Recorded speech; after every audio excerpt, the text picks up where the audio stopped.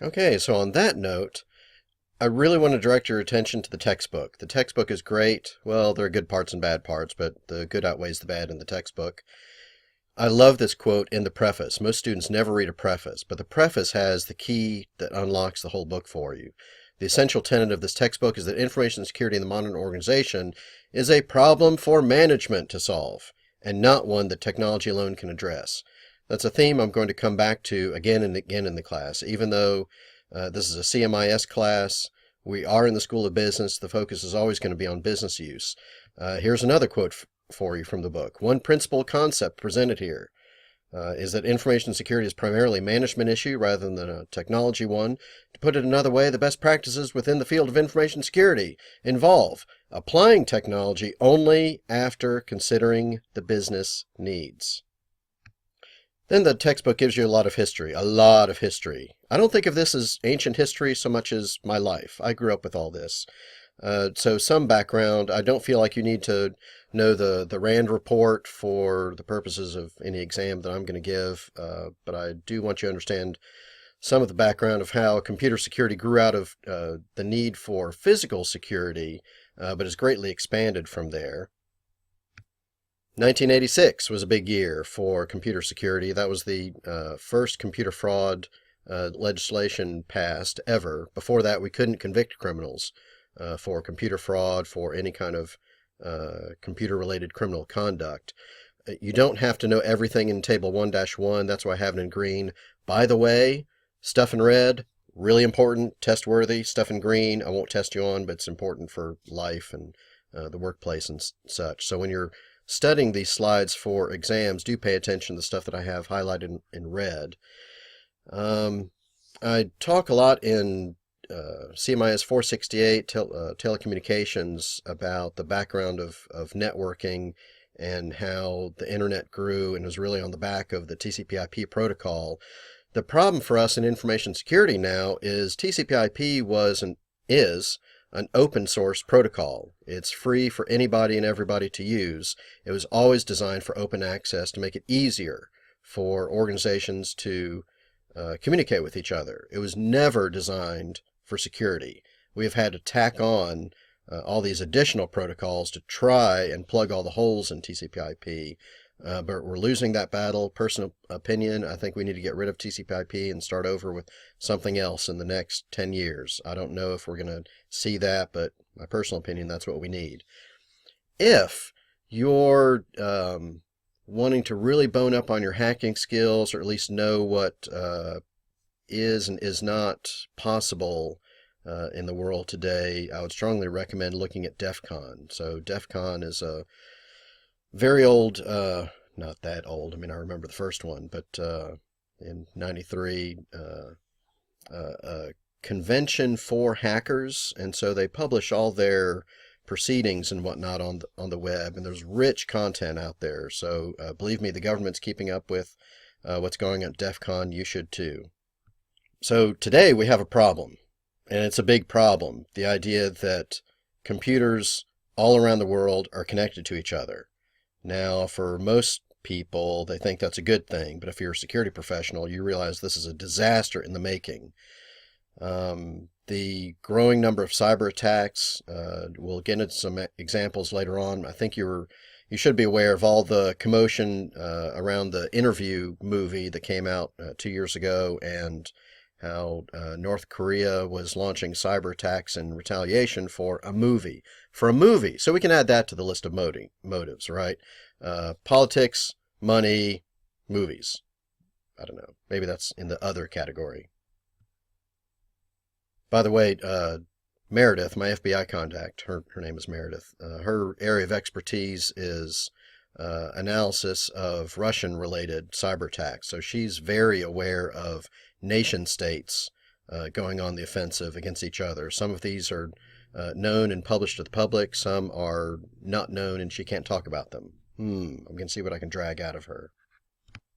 So when I say millions of computers hooked together, connecting millions of people around the world, I mean millions of people just like this. You know, we've been hearing a lot about cybersecurity lately, largely because of what happened to Sony. Companies and individuals are more concerned about the safety and privacy of their information than ever. President Obama has unveiled a number of new proposals this week to crack down on hackers, and he plans to address this in the State of the Union speech on Tuesday. And it's great that the government is working on this, but the truth of the matter is, we need to do a better job of protecting ourselves. You know, the most popular password in the United States is password 123, and as long as that's the case, we're vulnerable. So today we sent a camera out on the Hollywood Boulevard to help people by asking them to tell us their password, and this is how that went. This is from a year ago. Cybersecurity today and how safe people's passwords are. What is one of your online passwords currently? It is my dog's name and the year I graduated from high school. Oh, what kind of dog do you have? I have a Chihuahua Papillon. And what's his name? Jameson. Jameson. And where did you go to school? I went to school back in Greensburg, Pennsylvania. What school? Hempfield Area Senior High School. Wow. When did you graduate? In 2009. Oh, great. It's like my cat's name and then just like a random number. Okay. Have you had this cat for a while? Yeah, she's my childhood pet. Aw. And what's her name? Her name is Jolie. Jolie. So like a password of yours would be Jolie and then a number. Yeah. Like number 1? Like my birthday. Oh, when is your birthday? June 12th. Oh, nice. And what year were you born? 95. Oh, great. So Jolie 6 12 95. Got it. So you mean to give my password right now? No, I cannot do that. But we all want to know what it is so we can tell you if it's strong or not. Oh my goodness. Let me think. Okay, one is Tel Aviv. Yeah. 468, and then Israel. It's only 3, but it's for me it's strong enough. Ireland 1 2 3 4. Gemma 1 2 3. Spelled Gemma. Well, most of them are Italian. Oh, beautiful. Yeah. That's So cool. like What's a good Italian password? my grandma's name. What's your grandma's name? Maria. Maria. So Maria is your password? Oh yeah, now you know my password. Oh yeah. Yeah. Well, the important thing is they learned a terrible lesson. You laugh, but these are the people you're going to be working with. Seriously. Okay, some definitions. Security, just generally speaking, what is security? A state of being secure, free from danger or harm. The actions taken to make someone or something secure. Every organization should have many, many layers of security, not just one, in place to protect all of their operations, their physical infrastructure, the servers and whatnot. Protecting people is part of security. Functions, business processes, the communications infrastructure, and of course, their information, probably their most valuable asset. A lot of companies like to tell you that people are our most important asset. Yeah, really, it's their information. So information security, what this class is all about, is the protection of information and its critical elements, including systems and hardware that use, store, and transmit that information. So the idea is that any information is going to be in one of 3 possible states. Really, there's only 3 places information can be. You're either in the process of actually using it, you're working with the information, you're modifying it. That's number 1. Number 2, it's just sitting there, being stored, sitting on a server, sitting in a folder somewhere, nobody's doing anything with it. And the third possibility is it's in motion, in flight, it's being transmitted. So from 468, that means it's being transmitted over a wire, through the air, Wi-Fi, satellite, fiber optic cable, some sort of media, it's being transmitted. Those are the 3 possibilities. So information security is a broad umbrella term. It includes a lot of things. Security management, data security. So remember from 342, the difference between data and information. Data is just raw numbers and raw letters and numbers, but meaningless data that computers understand. Information is what people understand. Network security, which is really my background coming out of telecommunications. But there's a lot more to security than just securing the network. Information security also includes the term cybersecurity, so I prefer the term information security. It's more precise. Cybersecurity is a buzzword. in the media, it typically refers to national security, so the type of information security that goes on between countries. And that's what I tend to refer to as cybersecurity, what the FBI is concerned with. The CIA triangle has nothing to do with the Central Intelligence Agency other than it uses the same letters. This is a very popular, in fact, a very old security term for confidentiality, integrity, and availability. It used to be these were the big three. The big three aspects of information security were confidentiality, integrity, and availability. That's the way it's been taught for years and is still taught. However, the reason we like it, it's easy. It's easy to remember. CIA. What could be easier than remembering CIA? The problem is, based on the latest research, there are actually 7. 7's a little hard to remember. 7 critical characteristics of information. Do I want you to know these for an exam? Yeah, they're in red. When you're going through these definitions in the textbook, make sure you're comfortable with the difference between confidentiality and privacy. These are 2 words that are very close together, but they mean slightly different things. So double check those definitions in the text.